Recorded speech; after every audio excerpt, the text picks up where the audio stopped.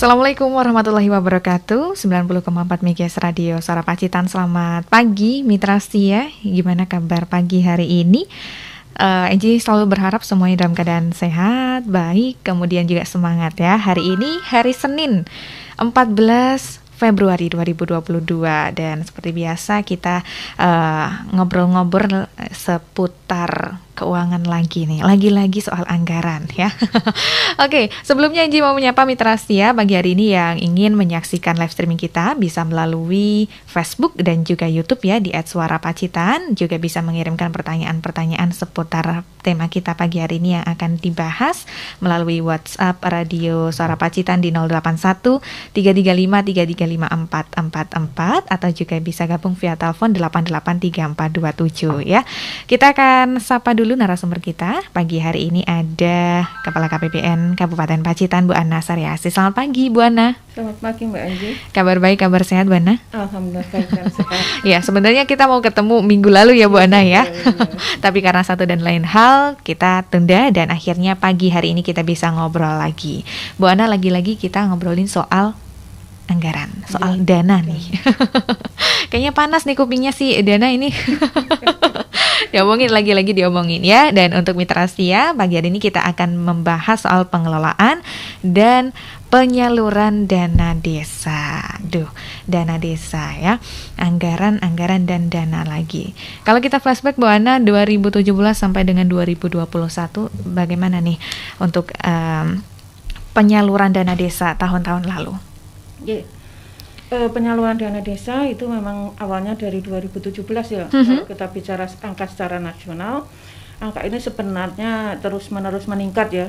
Dari 60 waktu itu di 2017 itu 60 triliun, kemudian di 2018 juga sama, naik di 2019 70 triliun, kemudian di 2020 71,2 triliun dan di 2021 ini 72 triliun. Ini di tahun sebelumnya. Nah, untuk tahun ini memang untuk Pacitan hanya sedikit sih Mbak, turun gitu ya. Turun Sedikit, itu yang semula angkanya di 150,108 M menjadi 150,891. Hanya sedikit sih. Ada penurunan itu sedikit. secara dana. Tapi kalau kita bicara dari perkembangan desa sendiri, ini dengan dana desa ini menunjukkan perkembangan yang cukup baik ya. Buktikan bahwa dari indeks desa membangun ya, ukuran kemajuan suatu desa gitu ya. Nah, ini di Pacitan sendiri kalau tahun lalu itu kami mencatat hanya ada 2 desa mandiri. Kemudian tahun ini sudah ada 4 desa mandiri. Kemudian desa majunya ada 60 tahun lalu, tahun ini ada 76. Dan desa berkembang yang semula 104 menjadi sekarang hanya tinggal 86. Itu berarti itu termasuk ada perubahan begitu Pak Ana ya? Iya.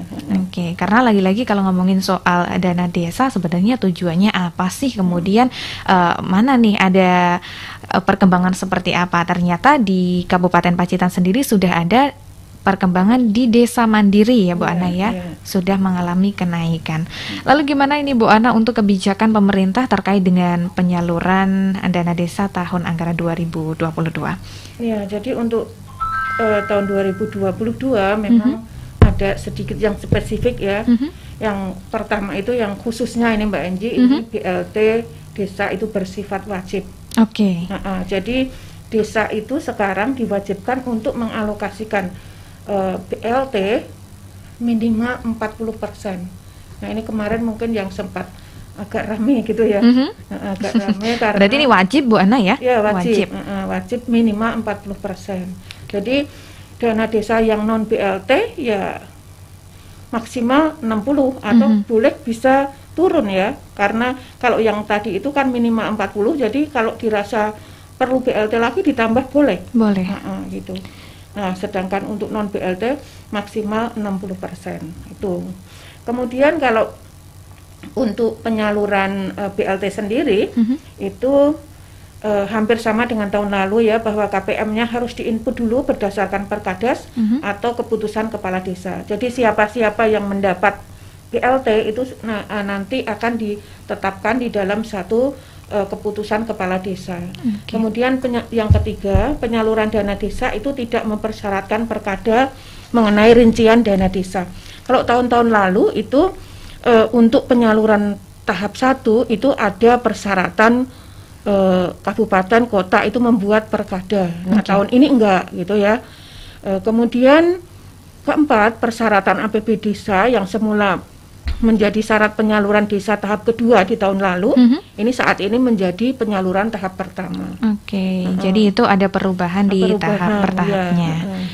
Kalau berarti itu tadi untuk data-datanya berasal dari desa, mana saja yang sekiranya harus mendapat bantuan, kemudian baru naik, Bu Ana ya. Iya, betul. Karena ada beberapa mungkin yang belum tahu, ternyata memang itu data itu dari desa, bukan dari pusat kemudian turun ke desa ya. Untuk penyaluran dana desa kan ada dua ya tadi Bu, ada reguler, ada mandiri. Kira-kira untuk keduanya itu ada perbedaankah atau mungkin tahapannya? Ada Mbak Enji, perbedaannya itu adalah di tahapannya. Jadi kalau desa reguler itu ada 3 tahap, di mana mereka itu adalah 40, dan 20%, sedangkan desa mandiri itu 2 tahap saja. Tahap 1 60%, tahap kedua 40%. Jadi untuk 4 desa tadi, tahap 1 penyaluran langsung 40%. Dari 40% dari sisanya ya, dari 60%. Iya, sisanya. Sisa dari BLT kan, BLT sudah diblokir dulu untuk BLT itu minimal 40%. Jadi dia nanti dapat 60 dari 40. Sedangkan yang reguler, yang selain desa mandiri, itu tahap satunya 40%. 40% dari 60%. Nah, persyaratannya adalah peraturan desa mengenai APBDes. Jadi tadi kan sudah saya sampaikan ya, kalau tahun lalu kan APBDes ini di tahap kedua. Nah, sekarang ini untuk tahap pertama. Kemudian surat kuasa pemindahan buku, pembukuan dana desa dilampiri daftar rekening, ini ditandatangan oleh Pak Bupati ya. Kemudian surat pengantar dan juga daftar rincian hasil cetakan dari Omspang. Itu untuk syarat pertama. Nah, kondisi saat ini Mbak Enji, pagi ini itu semua sudah mengupload APBDes ya. Jadi semua desa di Pacitan itu sudah mengupload.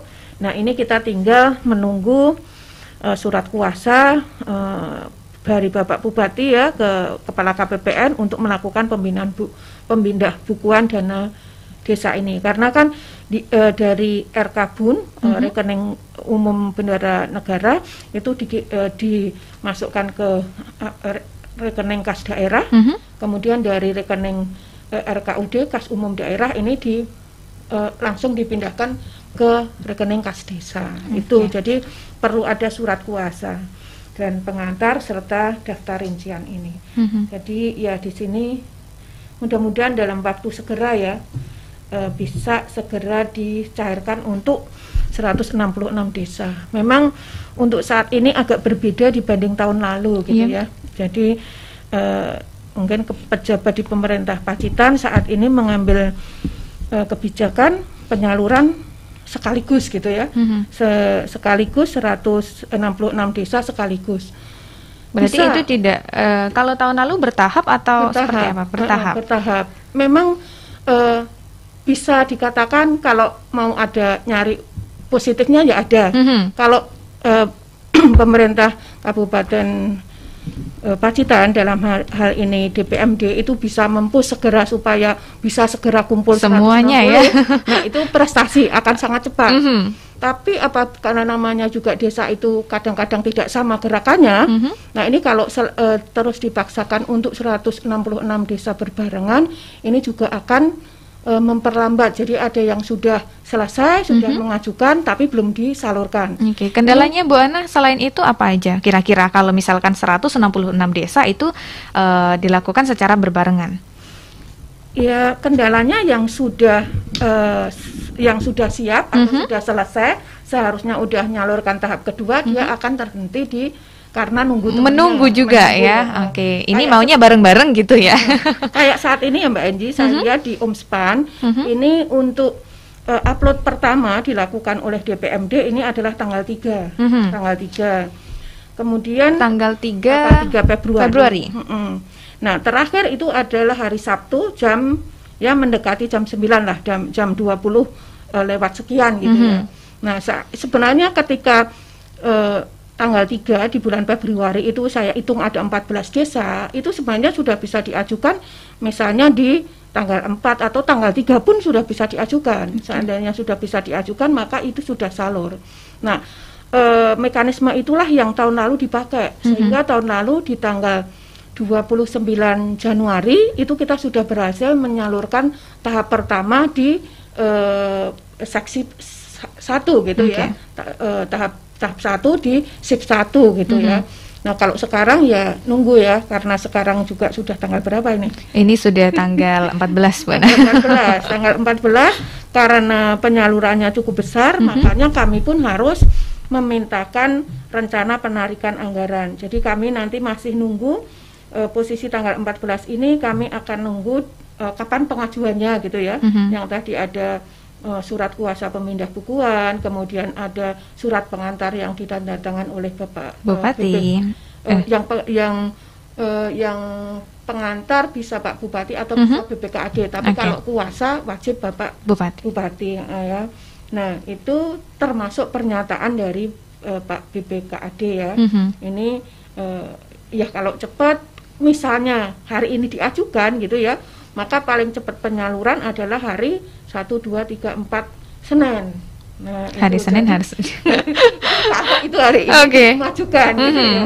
Ya mudah-mudahan tetap ya satset buat Iya, ini seperti kita ini Bu Ana ya, harusnya satset buat ini. Seperti kata Pak Bupati ya.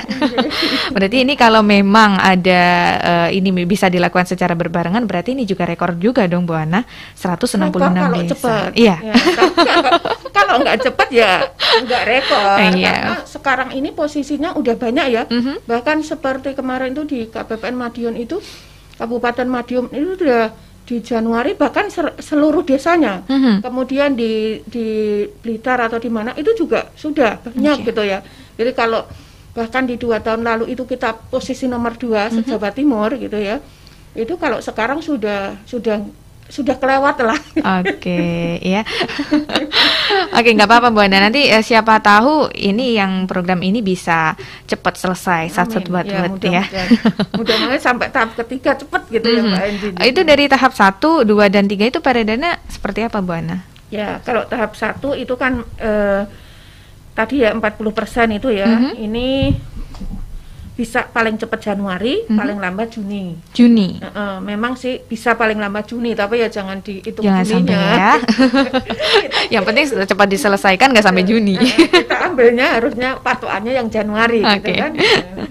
Kemudian kalau tahap 2 ini paling cepat Maret. Jadi Maret itu sudah bisa tahap 2 Mbak Enji. Kalau ini segera disalurkan, kemudian digunakan ya, karena tahap 2 itu ada persyaratan, di mana persyaratannya adalah laporan realisasi capaian keluaran tahun 2021, kemudian juga penyerapan minimal 50% dan capaian output 35%. Nah, kemudian daftar rincian dari cetakan Omspan. 2 hal yang pokok tadi ya, laporan realisasi 2021, kemudian capaian realisasi tahap 1 yang mencapai 50% dan capaian outputnya 35%. Nah, itu bisa tercapai cepat. Kalau bisa cepat ya nanti Maret bisa tahap 2. Tahap 2. Harusnya nih satu bisa dong ya. Harusnya bisa. Tapi nanti kalau misalkan salah satu sudah kayaknya waduh itu udah tuh langsung cepat-cepat dikerjakan. Ya mudah-mudahan ya nggak harus 160 lagi gitu. Berarti itu kan tahap 1, tahap 2 dan tahap 3. Kemudian untuk yang 2 tahap tadi Bu Ana? Kalau 2 tahap untuk khususnya yang 4 desa tadi ya, tahap 1 itu 60%, itu paling cepat juga Januari, paling lambat Juni. Kemudian tahap 2 itu paling cepatnya juga bulan Maret. Jadi seandainya dia bisa cepat ya selesai dong Bu Ana ya. Hasil kegiatan yang dilakukan itu bisa dinikmati lama gitu kan, Oke. ketimbang nanti nyalurnya Menunggu. mepet-mepet sana Iya, gitu. sampai bulan Ya. Juni berarti udah lewat Lebaran nih. Iya, heeh. Dan kalau ini Mbak, kalau terlalu mepet ke belakang, yang tahap 3-nya, ini kan resiko juga ketika akhir tahun itu belum digunakan. Oke. Nah, ketika ada sisa di lewat tahun, sisa dana desa yang misalnya karena pencairannya tidak segera, tapi dilakukan di Desember, sisa, kemudian dia tidak dialokasikan lagi di dalam APBDes-nya, maka akan diperhitungkan di tahap kedua. Jadi tahap keduanya akan dipotong sebanyak sisa yang tidak dialokasikan dalam APBDes gitu. Oke. Tidak dianggarkan lagi, tidak direncanakan lagi gitu. Oke, sayang dong Bu ya. Sayang, padahal kan kita itu merencanakan kan tahun sebelumnya ya. Tahun sebelumnya itu kan kita sudah merencanakan. Oke. Jadi mau nggak mau kan juga harus ada perubahan APBDes-nya lagi untuk menampung yang sisa ini, karena kan kita sisanya juga belum tahu dong berapa saat waktu itu disusun. Oke, berarti sayang banget kalau sampai itu tadi tidak dianggarkan ya. Tapi kira-kira Bu Ana, adakah sanksi-sanksi khusus itu berkait dengan mungkin pemerintah desa yang tidak menganggarkan? Ya itu sanksinya diperhitungkan, dipotong sebanyak sisa itu. Oke. Aturannya seperti itu. Ini termasuk juga untuk BLT. Kalau BLT itu yang tidak menganggarkan, kemudian dia tidak membuat pernyataan bahwa di desa itu tidak ada yang menerima, maka dia juga akan dipotong sebanyak 50% dari dana desa non BLT-nya. Oke. Kira-kira kalau di Pacitan ada nggak Bu yang tidak ada penyaluran BLT gitu? Kalau selama ini nggak ada. Nggak ada ya? Iya, selama ini nggak ada ya. Selama ini nggak ada, Mbak. Oke. Semoga suatu saat Kalau nanti tahun ada ya. Mungkin ada ya, tahun kemarin ada. Tahun kemarin ada. Tapi ya ada yang ini juga ya. Di tahun lalu itu ada yang tidak menyalurkan, tapi KPM-nya cukup tinggi.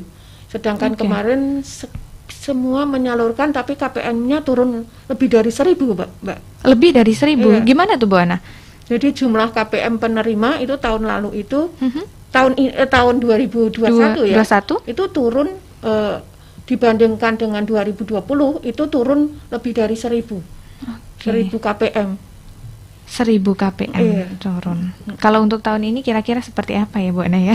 Tahun ini ya kurang tahu. Belum ya. Ada diskusi ya. Katanya KPM nggak ada. Terus ada yang menyampaikan sebenarnya bukan nggak ada, penerimanya ada. Tapi nanti tahun 2023 itu khawatir kalau nggak ada lagi kan ini nanti minta. Nah di sini sebenarnya menurut saya komunikasinya Mbak. Iya, komunikasinya yang kurang. Jadi mereka mungkin menganggap bahwa kita itu menyalurkan saja tanpa harus komunikasi, padahal komunikasi itu menjadi penting ya. Ketika mengkomunikasi tujuan dana desa sendiri apa, tujuan BLT itu apa gitu kan.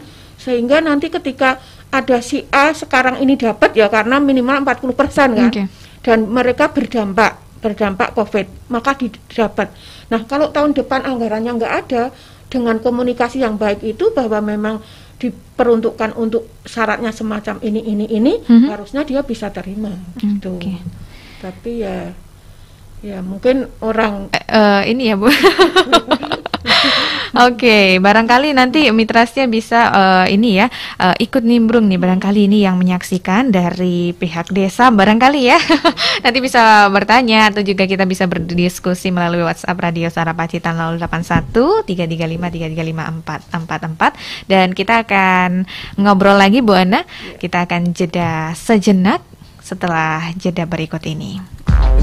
Pasca wabah COVID-19, pemerintah mengucurkan beragam jenis bantuan untuk meringankan beban masyarakat. Di tingkat pusat, dari alokasi anggaran 405 triliun rupiah, Bansos merupakan bagian dari komponen jaring pengaman sosial senilai 110 triliun rupiah. Sedangkan dari realokasi anggaran pemerintah daerah sebesar 67,32 triliun rupiah, sebanyak 25 triliun diberikan dalam bentuk bantuan sosial. Alokasi Bansos lainnya bersumber dari dana desa raksasa total 21 triliun rupiah. Komisi Pemberantasan Korupsi KPK mengajak masyarakat ikut mengawasi penyaluran beragam jenis bansos tersebut. Laporkan jika mendapati bantuan salah sasaran atau tidak digunakan sebagaimana mestinya. Caranya mudah, cukup buka website jaga.id atau unduh aplikasinya di App Store dan Play Store. Sekali lagi, cukup buka website jaga.id atau unduh aplikasinya di App Store dan Play Store. Jaga adalah aplikasi pencegahan korupsi yang mendorong transparansi penyelenggaraan pelayanan publik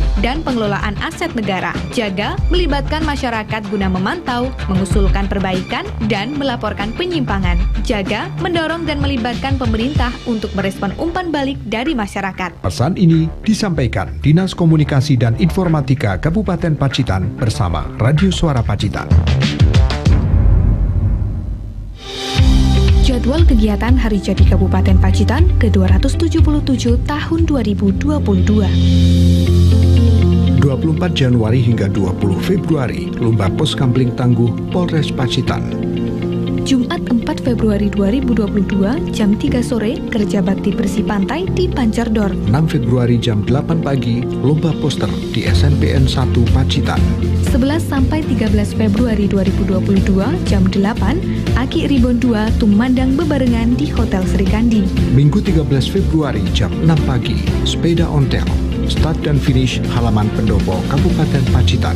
Minggu 13 Februari 2022, jam 7, Festival Sepak Bola U11 dan U13 di Stadion Pacitan. Minggu 12 Februari jam 6 pagi, Sarasehan Kelinci Pedaging, Gedung Dakwah Muhammadiyah Pacitan. Minggu 13 Februari 2022, jam 8, Jalan Sehat di Kecamatan Arjosari. Minggu 13 Februari jam 8 pagi, Fashion Show Batik Pesisir di Pantai Watu Karo. Minggu 13 Februari 2022, jam 6, Krida Sinoman di halaman Pendopo Kabupaten Pacitan. Senin 14 Februari jam 8 pagi, Donor Darah dan Seminar Talasemia Pendopo Kabupaten Pacitan. 14 sampai 23 Februari 2022, jam 8 hingga 9 malam, kegiatan Bazar Buku Murah di halaman Gedung Perpustakaan Timur. Selasa 15 Februari jam 8 pagi, webinar Serawung Sedulur Pacitan, virtual Pemkab Pacitan. Rabu 16 Februari 2022, jam 8, Lomba Geguritan Pendidik PAUD di Pendopo Kabupaten Pacitan. Kamis 17 Februari jam 8 pagi, bedah buku Wayang Beber, Gedung Karya Dharma. Kamis 17 Februari 2022, jam 9, Pentasyarufan Dana Basnas Kabupaten Pacitan di Pendopo Kabupaten Pacitan. 17 hingga 21 Februari jam 8 pagi, Lomba Foto Wisata Tempat Rekreasi Pacitan. Kamis 17 Februari 2022, jam 6, Semaan Al-Quran, Hotmil Al-Quran, Mahalul Qiyam, Al-Barjanji di Halking Pendopo Kabupaten Pacitan. Kamis 17 Februari jam 7 malam, Mahalul Qiyam, Desa Sekecamatan Arjosari. Kamis 17 Februari 2022, jam 7, Ziarah Makam Cikal Bakal Bupati Pacitan. Kamis 17 Februari jam 7 malam, Salat Hajat, Sujud Syukur dan Doa Bersama, Masjid Agung Darul Falah. Kamis 17 Februari 2022, jam 9 malam, Ziarah Makam Cikal Bakal Bupati Pacitan. 18 hingga 19 Februari jam 8 pagi, Lomba e-sport, Turnamen Mobile Legends Gedung Yabi. Sabtu 19 Februari 2022, jam 7, upacara bendera di seluruh sekolah. Sabtu 19 Februari jam 8.30 pagi, prosesi hari jadi ke-277 Kabupaten Pacitan di Pendopo Kabupaten Pacitan. 19 sampai 20 Februari 2022, jam 7, Nyawiji Motocross Grass Track Championship 2022 di sirkuit Gelora Intan Samudra Telengria. Minggu 20 Februari jam 7 pagi, senam terapi Ling Tingkung, Alun-Alun Pacitan. Minggu 20 Februari 2022, jam 8, seminar parenting virtual di Gedung Karya Dharma. Minggu 20 Februari, pengajian Al-Hikmah, pendopo dan virtual. Minggu 20 Februari 2022, jam 9 pagi sampai 4 sore, lomba burung kicau di lapangan SMP Negeri Arjosari. Minggu 20 Februari jam 8 pagi, jaran goyang Watu Bale Pacitan di Pantai Watu Bale Pacitan. Minggu 20 Februari 2022, jam 9 sampai 4 sore, gebyar diskon Februari dan donor darah di Parai Telengria. 22 hingga 27 Februari jam 7 pagi, kejuaraan bulu tangkis di Gedung Gasibu. Sabtu 26 Februari 2022 jam 8, lomba penata adicara di Pendopo Kabupaten Pacitan. 26 hingga 27 Februari jam 8 pagi, Liga OSIS SMAN 1 Pacitan, GOR SMAN 1 Pacitan.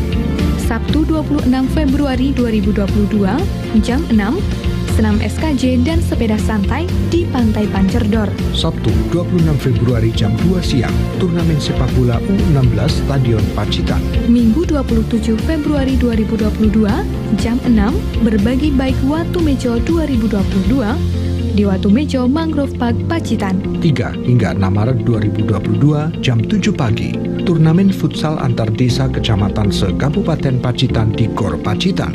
6 sampai 12 Maret 2022 jam 8 pagi sampai 9 malam, Aero Zumba dan Bakti Sosial di Panggung Pancerdor. 6 hingga 12 Maret 2022 jam 8 pagi hingga 9 malam, kontes pameran bonsai halaman Gedung Perpustakaan Timur.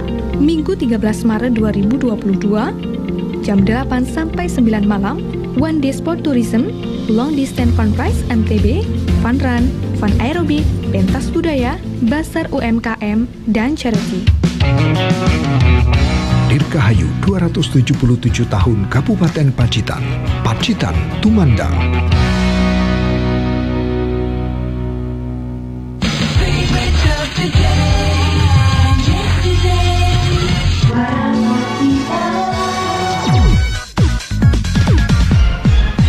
Masih bersama Special Talk pagi hari ini kita dengan Bu Ana Sariasih terkait dengan pengelolaan dan penyaluran dana desa ya. Mitra yang barangkali pagi hari ini sudah melihat atau juga mendengarkan live streaming kita di Facebook maupun YouTube, kita akan menyapa terlebih dahulu ya Bu Ana ya.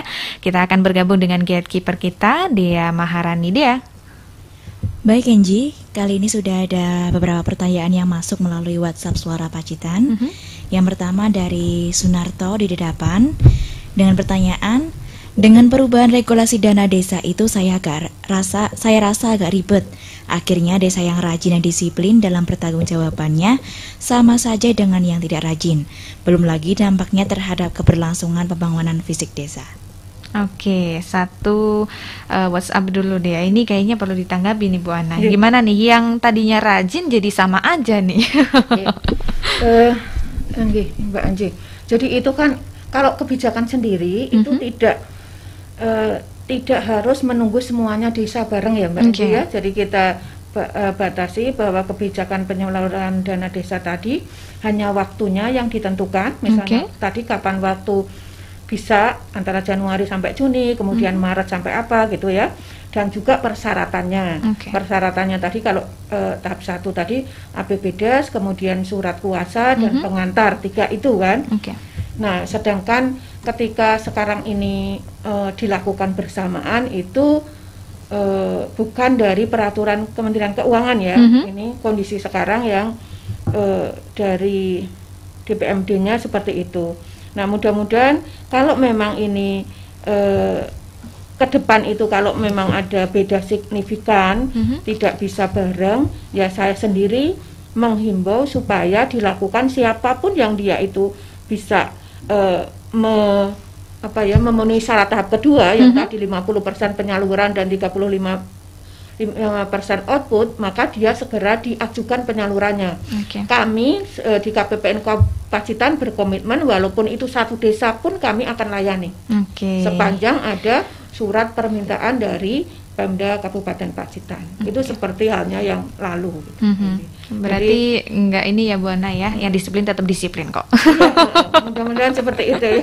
Jadi nanti kalau yang cepat segera aja, makanya tidak perlu menunggu-nunggu, yang cepat segera disampaikan ke Dinas BPMD supaya segera bisa diproses permintaan penyalurannya. Gitu.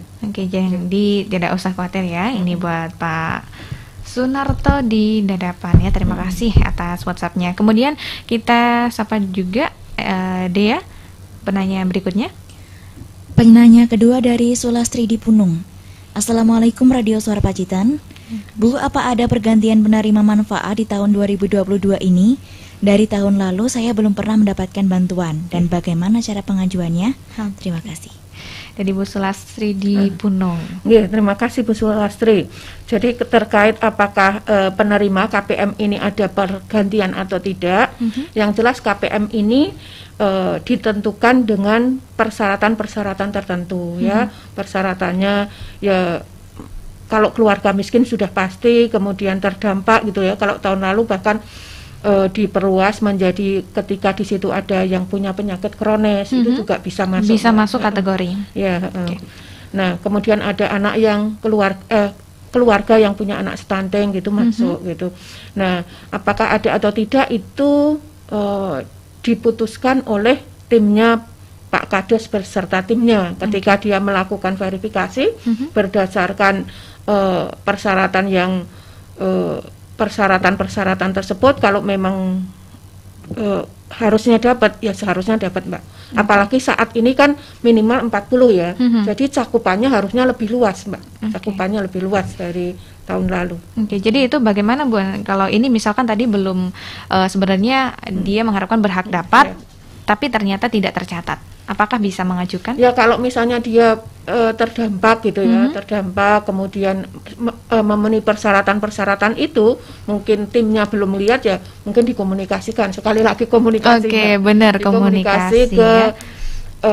kelurahan ya, atau mungkin lewat pendamping juga bisa. Oke, atau mungkin nanti kalau ketemu Pak RT atau Pak Kasun ini juga ya sama perangkat harus ada komunikasinya ya. Terkadang mungkin tidak bisa bukannya tidak diperhatikan, tapi barangkali ada yang inisiatif ingin melapor atau juga ingin mendapatkan bantuan tersebut, harusnya bisa dikomunikasikan dengan baik ya.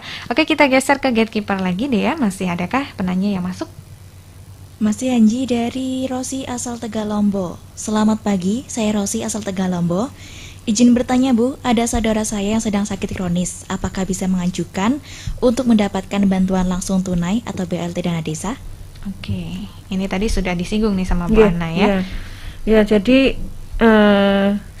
yang saya sampaikan tadi ya, salah satu yang kriteria itu, salah satu ketika ada yang punya penyakit kronis itu bisa masuk, Mbak.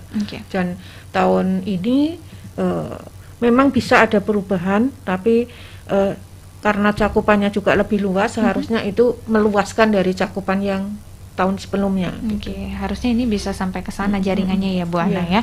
Oke, terkait dengan BLT ini banyak sekali nih kayaknya pertanyaan-pertanyaan atau mungkin warga-warga masyarakat Kabupaten Pacitan yang masih penasaran ini. Oke Bu Ana, lanjut untuk penyaluran dana desa, penyaluran BLT sendiri, mekanismenya apakah ada perubahan dari tahun lalu di tahun 2022 ini? Mekanismenya ya. Jadi seperti tahun lalu sebenarnya ya, BLT ini persyaratannya adalah menginput jumlah KPM, Mbak. Menginput jumlah KPM, kemudian juga mengupload data penyaluran. Kalau sebelumnya kan untuk penyaluran tahap 1 itu KPM-nya udah diajukan, diinput ya, diinput yang tadi itu melalui proses musyawarah, verifikasi, musyawarah, kemudian ditetapkan dalam peraturan kepala desa. Setelah itu diinput. Nah, penyaluran itu bulan 1, 2, 3 bisa dilakukan sekaligus di bulan Januari ini. Kemudian setelah disalurkan, maka untuk penyaluran yang kedua paling cepat bulan April itu, maka dia harus melakukan upload data penyaluran per bulannya. Jadi penyaluran per bulan itu harus di upload ya di Omspan, sehingga nanti dia bisa di April itu bisa menyalurkan bulan 4, 5, 6. Demikian juga di bulan Juli, bulan Juli itu akan dapat menyalurkan Juli, Agustus, September dengan sebelumnya yaitu melakukan perekaman realisasi di sebelumnya. Kemudian untuk di bulan 10, 11, 12 itu paling cepat di bulan Oktober. Nah, mungkin yang perlu diperhatikan juga Mbak NJ gitu. Jadi ketika penyaluran dana BLT itu kan juga ada push untuk segera ya, biasanya dari Kementerian Desa gitu ya. Nah, saat ini karena dana desanya itu 40% untuk BLT, minimal untuk BLT, maka kalau kita hitung-hitung tadi 40% dari 60% itu ya sekitar 24% ya. Nah, kalau seandainya itu digunakan dulu untuk BLT, karena tahun lalu kejadian seperti ini gitu ya. Nah, ini harus sangat hati-hati perhitungannya, karena nanti untuk bisa menyerap 50% dengan capaian 30% itu bisa jadi agak sulit kalau ini dipakai dulu untuk menyalurkan BLT gitu. Ya sebenarnya karena BLT udah ada sendiri, kemudian dana desa non BLT ada sendiri, ya sebaiknya digunakan dari situ. Artinya ketika melakukan penyaluran gitu, segera diinput, kemudian minta penyaluran yang untuk selanjutnya. Jadi tidak mengganggu aktivitas kegiatan yang untuk non BLT. Biasanya kegiatan pemberdayaan, apalagi sekarang itu untuk ketahanan pangan dan sebagainya gitu. Oke, jadi kalau misalkan mau dipakai harusnya hati-hati ya Bu Ana, lebih hati-hati. Tapi syukur-syukur nggak ada nih yang kayak gitu Bu Ana. Jadi itu harus sesuai mekanisme biar enggak ribet juga nanti pada akhirnya ya. Tapi Bu Ana, kalau misalkan ini di desa begitu ada yang terlambat begitu mengajukan BLT-nya, bagaimana Bu Ana? Ya sebaiknya jangan terlambat. Jangan ya. Walaupun kemarin juga ada yang terlambat. Kemarin ada yang terlambat. Kemarin itu salah satunya misalnya pembukaan rekeningnya penerima terlambat sehingga dia tidak segera menyalurkan ke penerima ya, sangat lama kemarin itu. Sangat lama sekali. Nah, yang sekarang karena rekening juga sudah ada ya, yang mudah-mudahan lebih lancar lah, jauh lebih lancar dibanding tahun lalu gitu ya. Mudah-mudahan juga bank mungkin bisa lebih bekerja sama dengan desa, sehingga kalau kondisi nanti tidak menentu, banknya bisa yang ke desanya dan sebagainya. Ya. Kemudian untuk BLT ini sampai kepada masyarakat itu di tahun ini ada berapa tahap Bu Ana? 2 aja. Jadi pertama begitu dia itu mengajukan ke Pemkab Pacitan, Pemkab Pacitan memintakan ke kami, kami akan menyalurkan langsung ke RKD. Dari RKD itu nanti disampaikan ke penerima gitu. Oke, siap. Kita bergeser dulu Bu Ana karena ada yang mulai bertanya ini melalui Facebook Radio Suara Pacitan. Kita bergabung dengan gatekeeper kita dia. Baik Inji, kali ini ada Siska yang sudah mengajukan pertanyaan lewat live Facebook Suara Pacitan. Halo Suara Pacitan, saya mau bertanya sedikit tentang bantuan dana desa. Kalau ada keterlambatan penyaluran yang seharusnya menerima bulan ini namun sampai ganti bulan belum ada kabar, bagaimana cara menyikapinya ya? Oke, monggo Bu Ana. Bagaimana cara menyikapinya ketika ada keterlambatan? Ya mungkin komunikasi dengan komunikasi dengan pemerintah desanya, kemudian juga saya kira itu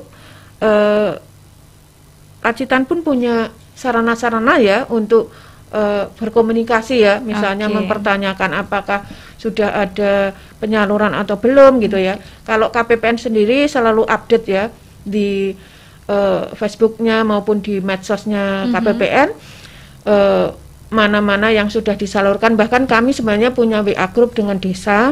Ini ketika ada penyaluran maka kami akan menginfokan itu sudah ada penyaluran dan sudah ada di rekening, maka desa akan segera bisa melakukan penyaluran ke masyarakatnya gitu Mbak. Jadi sekarang komunikasi juga sudah semakin gampang ya Bu Ana. Juga, gitu, kan, jadi mau nggak mau tuh sebenarnya gitu. Kalau ada hambatan pun, misalnya ada hambatan di pemerintah desa atau di dinasnya gitu ya. Saya kira KPM pun juga akan menyadari gitu ya. Jadi di samping dia juga tidak nunggu-nunggu, tidak seuzon juga gitu ya, dengan keterbukaan informasi ini semua akan jadi terang dan insya Allah lebih solid gitu Mbak. Jadi solid. Misalkan memang ini bertanya-tanya ya tanya sekalian saja ya Bu Ana ya. Juga punya konsultasi dana desa, bahkan termasuk KUR, UMI itu juga bisa, seandainya ingin tanya-tanya ke KPPN juga dipersilahkan, monggo aja. Oke, jadi kalau misalkan ini Mbak Siska mungkin pengen bertanya, bisa loh ya sebenarnya bertanya langsung gitu ya. Jadi cara menyikapinya juga dengan komunikasi yang tepat tadi ya. Jadi insya Allah kalau hal-hal seperti ini bisa ditangani, tidak sampai sebenarnya tidak sulit ya. Kalau mungkin mau bertanya melalui desa juga bisa. Mungkin sekarang sudah zamannya juga sudah semakin canggih ya. Terima kasih buat Mbak Siska yang sudah menyaksikan live Facebook kita. Barangkali mitra yang lainnya punya pertanyaan-pertanyaan bisa nanti mengajukan ya di Facebook, di YouTube ataupun juga WhatsApp Radio Suara Pacitan ya. Kembali ke dialog kita pagi hari ini Bu Ana untuk tadi kan ada pemotongan dana desa karena tidak menyalurkan BLT desa. Itu seperti apa teknisnya? Jadi misalnya gini Mbak, ada satu desa yang pendudukku nggak ada yang miskin atau tidak ada yang memenuhi persyaratan, tidak ada yang terdampak dari COVID dan sebagainya, maka dia itu harus membuat surat keputusan kepala daerah yang isinya menyatakan bahwa memang di daerah situ tidak ada penerima BLT yang memenuhi syarat. Nah, tidak ada warganya yang memenuhi syarat untuk menerima BLT. Nah, kalau seperti itu dia sih tetap akan disalurkan 60%. Tapi seandainya dia tidak menyalurkan dan dia tidak membuat peraturan kepala desa tadi, maka penyalurannya maksimal hanya 30%. Oke, 30%. Iya. Jadi seperti itu ya. Mungkin ada pengecualian Bu Ana? Pengecualiannya ketika dengan mengupload perkada yang menyatakan bahwa itu tidak ada, itu boleh, maka akan tetap disalurkan 60%. Tapi maksimal 60% ya, kalau nggak ada BLT-nya. Kira-kira ada nggak Bu di Kabupaten Pacitan yang tidak menerima begitu BLT gitu? Tidak menyalurkan karena memang tidak terdampak. Kalau melihat angka kemiskinan di Pacitan yang saat ini sudah sangat tinggi ya, kalau nggak salah di angka berapa? 14 apa ya Pak? 14 ya. Ini kemungkinan di masing-masing desa itu ya masih saya yakin ada gitu ya. Apalagi terdampak, dan kemarin di BPS juga menyampaikan bahwa peningkatan angka kemiskinan sebanyak 0,87% itu karena banyaknya warga Pacitan yang bekerja di kota itu yang di PHK. Kembali ya. Artinya walaupun mungkin kemarin itu mereka itu bekerja, punya gaji, kemudian rumahnya bagus, ketika pulang ke rumah kan terdampak. Nah, itu juga. Jadi patokannya bukan hanya yang kemarin aja, tapi kondisi saat ini rumahnya bagus yang gitu. Rumahnya yang yang jelek, lantai tanah gitu enggak lagi gitu. Jadi sebenarnya kita bisa cross-check juga dengan data BPS itu. Ketika BPS menyampaikan itu angka kemiskinan naik gitu ya, BLT-nya mestinya naik Mbak. Bahkan kalau kita lihat di nasional ya tahun lalu itu memang target BLT itu tidak tercapai Mbak. Artinya BLT itu sebenarnya ditargetkan cukup tinggi waktu itu ya. Di angka nasional itu berapa sih angkanya ya? Ini soal angka ini tidak boleh. Soal angka. Jangan salah.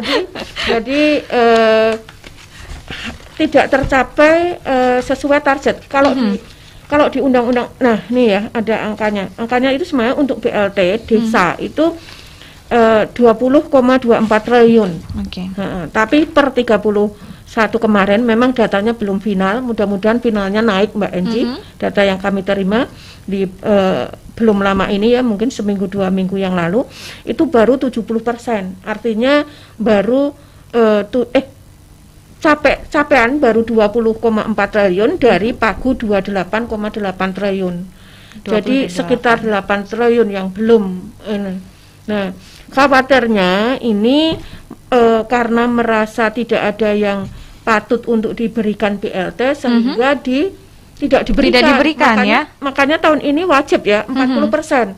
Kalau ini jaga-jaga kalau juga tahun ya, lalu kan enggak wajib, makanya banyak yang menurunkan gitu ya. Kayak tadi di Pacitan sendiri lebih dari 1000 kpm turun untuk tahun 2021 gitu.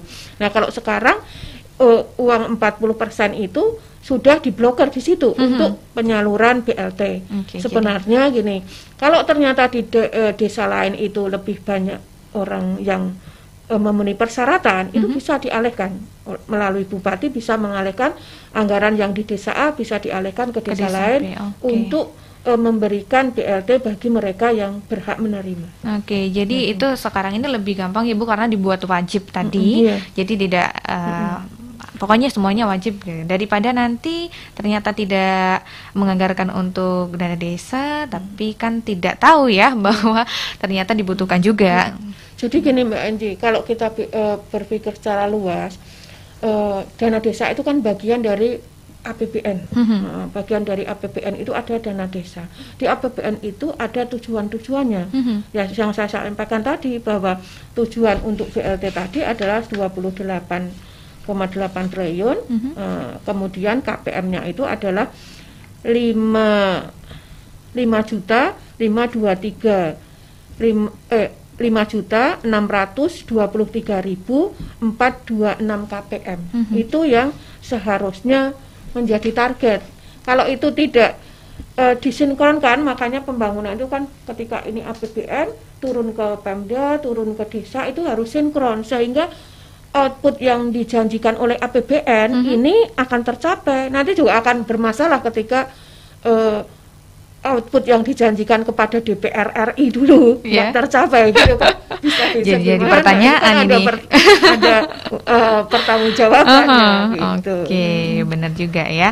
Jadi semoga saja di tahun ini juga targetnya tercapai, terpenuhi semuanya, dan masyarakatnya juga sejahtera. Karena memang tujuan dari BLT juga untuk pembangunan, kemudian juga untuk masyarakat ya, pokoknya untuk warga masyarakat Indonesia lebih baik lagi. BLT itu untuk membantu masyarakat, membantu daya belinya. Karena saat ini dengan ekonomi turun, ini kan daya beli masyarakatnya juga berkurang Mbak Eni. Betul. Dengan daya beli kurang, maka yang bekerja di produksi di UMKM ini juga akan berdampak juga. Jadi ini sebenarnya